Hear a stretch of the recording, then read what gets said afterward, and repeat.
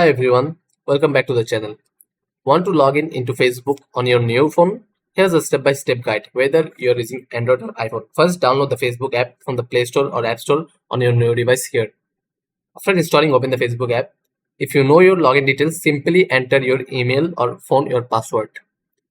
If you forget your username and Facebook details, open the contact info from your old phone and you can get all your informations here.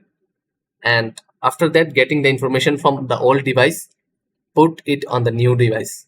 Now simply log in.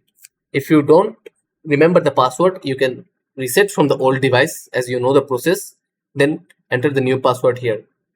By doing this, click the login and you will be able to log in Facebook in your new device. If you forget your password, I have already told you, and that's it. You are now logged in into Facebook on your new phone and ready to go. If this helped you, give the video a like and subscribe for more simple tech guides. Thanks for watching.